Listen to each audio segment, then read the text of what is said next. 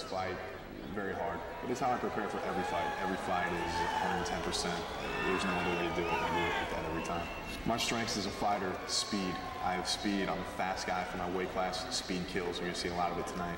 Ryan Coyne's prediction tonight is a victory for the Irish Outlaw, staying undefeated, climbing the cruiserweight ranks. Whether I stop or whether we go the distance, I prepare for both. We can have fun. Southside, say hello to the one known as the Irish Outlaw! Outlaw Ryan Coyne, locally here in St. Louis, making his way to the ring. And let's hear from the Irish Outlaw and his insight on his fight tonight.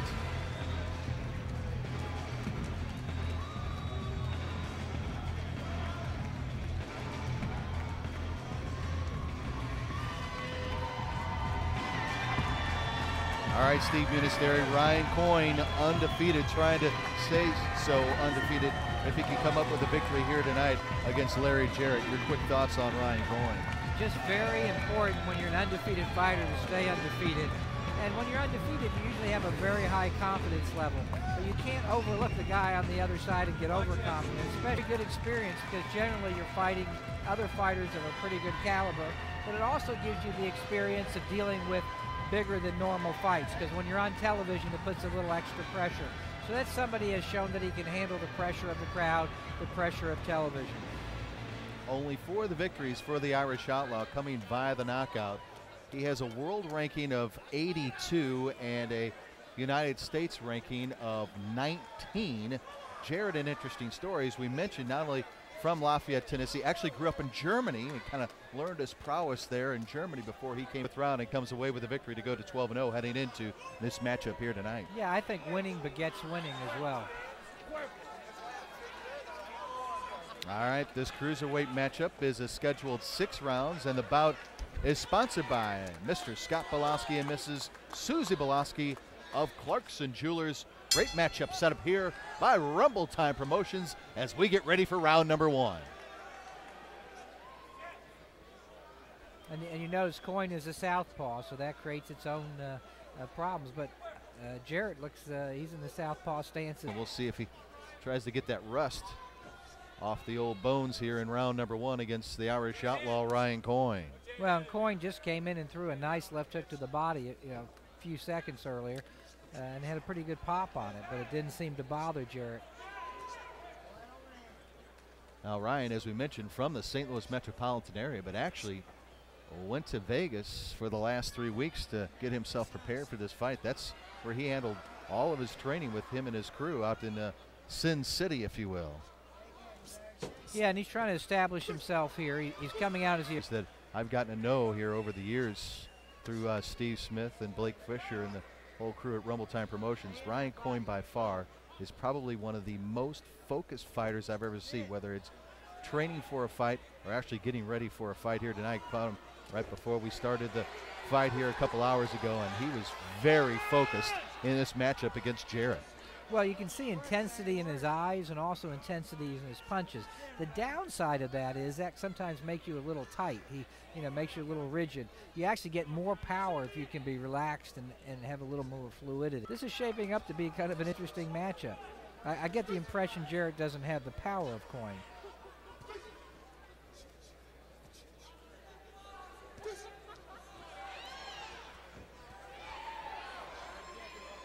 I mean, Jarrett seems to be arm punching a lot and kind of pity-pat punching, whereas Coyne seems to be throwing some punches with some bad intentions on him, as Mike Tyson used to say.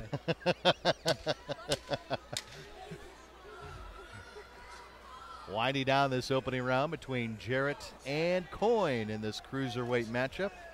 And our at Clarkson Jewelers.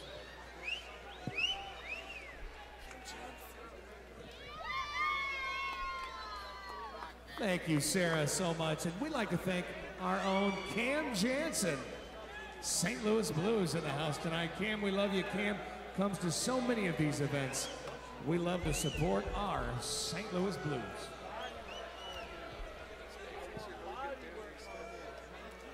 Back at the Chaifetz Arena, Steve Munisteri, Scott Warman with you as we take a look at the corner of Ryan Coyne after round number 1. Yeah, a round that I thought Coyne won, and looks like he's pretty settled in there. Ryan, as we mentioned, undefeated, 12-0 heading into this fight. Only 4. Oh, a good turn by Coyne, and although those punches were partially blocked, they still have an effect on you, even if they're coming through the gloves. But you know, Jarrett just has this look like nothing flusters him or nothing bothers him. Both fighters land good body shots. Oh, good combination by Coyne. Snaps his head back. Coyne likes to work that uppercut. We just saw it there. Yeah, and it just knocked Jarrett's head all the way back.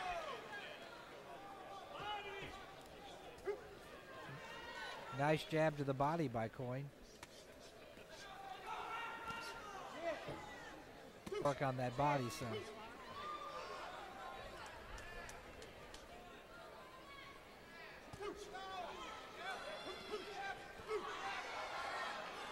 Oh, there's a cut. I think it's on the forehead. It is, right above his right eye, yep. Coyne working on Larry Jarrett from Lafayette, Tennessee. You know, Jarrett's throwing punches, they just don't seem to have much on him.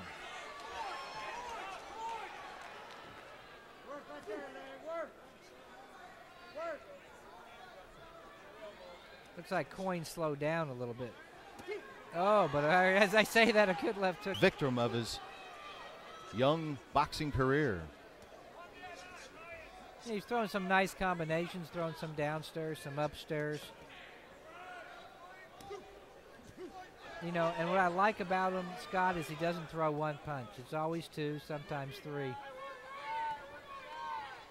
Jarrett trying to get inside, and Coyne trying to score on that big uppercut. Yeah, I told you. That was a home run that just didn't miss. Didn't hit. He was looking for that 5th knockout win right there. It's like he's almost bored, wants the fight to be over with.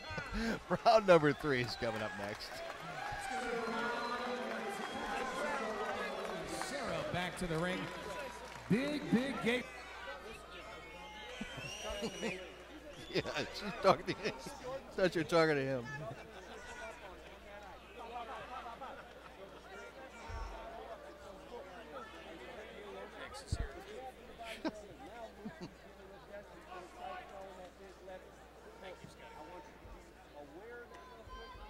Steve Munisteri, let's look at Ryan Coyne at work here in round number 2. Well, he definitely landed the bigger, better punches, and that uppercut found a home. You can see there it just snapped Jarrett's head back, and it's done that several times in the fight. If I was Coyne, I think I would sit on that uppercut a lot more because Jarrett doesn't seem to know how to block shots up the middle. Obviously, you have the first 2 rounds for Coyne.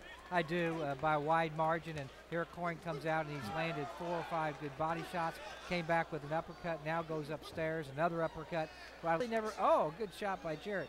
You never really know how composed and confident they are until you put them in with somebody that really challenges them, and you know, they have to suffer some adversity.